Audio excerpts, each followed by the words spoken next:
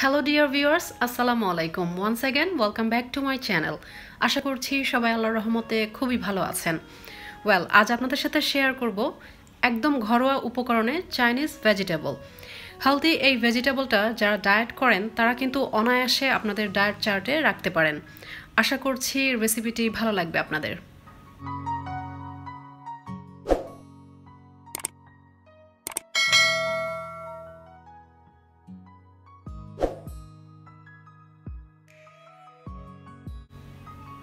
তো আজকের এই সবজি রান্নার জন্য আমি আমাদের বাসায় যে কমন সবজিগুলো থাকে সেগুলোই নিয়েছি, যেমন চিচিঙ্গা, গাজর আর পেঁপে। আমি সবজিগুলো ছিলে নিয়েছি, এখন কেটে নিব। চিচিঙ্গা এবং পেঁপের বিচির অংশ ফেলে দিয়েছি, এখন পাতলা পাতলা করে কেটে নিতে হবে। স্ক্রিনে দেখে নিশ্চয়ই বুঝতেই পারছেন যে কেমন পাতলা করে সবজিগুলো কাটতে হবে, কারণ চাইনিজ সবজি রান্নার কাটাটাই কিন্তু মেইন। মোটা করে কাটা হলে সেদ্ধ হতে টাইম লাগবে এবং সবজির কালারও ঠিক থাকবে না। সো কিভাবে কেটে নেওয়া হচ্ছে এটা ভালো করে ফলো করবেন।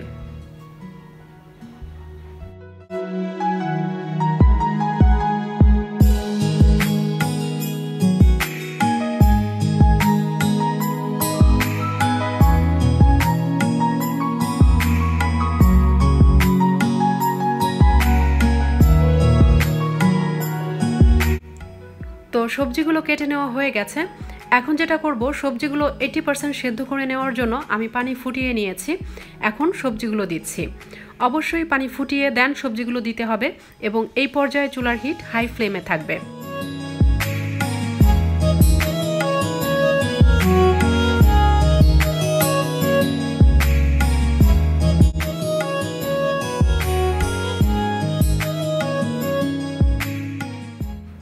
তিন 4 মিনিটের মধ্যে সবজিগুলো 80% সেদ্ধ হয়ে যাবে। অথবা যখন দেখবেন পেঁপের কালার এরকম চেঞ্জ হয়ে গেছে, তখন চুলা থেকে নামিয়ে পানি ঝরিয়ে নিতে হবে এবং সাথে সাথে ঠান্ডা পানি দিয়ে ধুয়ে ঠান্ডা করে নিতে হবে। দেখতে পাচ্ছেন আমি কিন্তু সবজিগুলো ঠান্ডা করে নিচ্ছি। এতে করে যেটা হবে, সবজির কালারটা একদম ঠিক থাকবে। এখন পানি ঝরিয়ে নিতে হবে।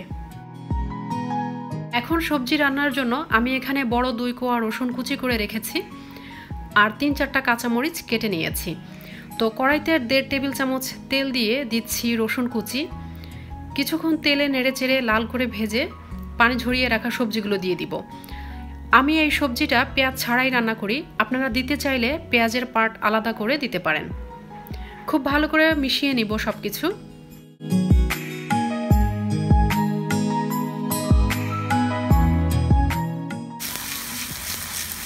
দেন দিচ্ছি টেস্ট অনুযায়ী লবণ, কেটে রাখা কাঁচামরিচ আর দিচ্ছি 1 কাপ পানিতে 1.5 টেবিল চামচ কর্নফ্লাওয়ার গুলিয়ে রেখেছিলাম সেটা। এখন সব কিছু খুব ভালো করে মিশিয়ে নিব।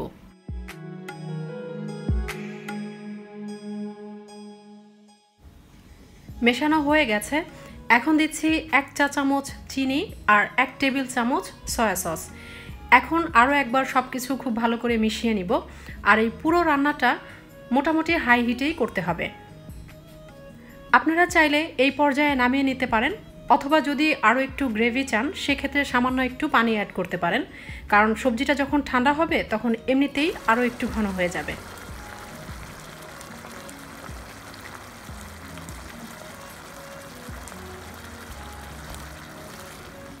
তো ডিয়ার ভিউয়ার্স, হয়ে গেল একদম ঘরোয়া উপকরণে চাইনিজ ভেজিটেবল। আশা করছি ভালো লেগেছে আজকের এই হেলদি ভেজিটেবলের রেসিপিটা। ভালো লাগলে আমার চ্যানেলটি সাবস্ক্রাইব করে আমার পাশেই থাকবেন এবং সেই সাথে বেল বাটনটিও প্রেস করবেন পরবর্তী ভিডিওর নোটিফিকেশনের জন্য। তো আজকের মতো শেষ করছি। সবাই অনেক ভালো থাকবেন, নিরাপদে থাকবেন। আল্লাহ হাফেজ।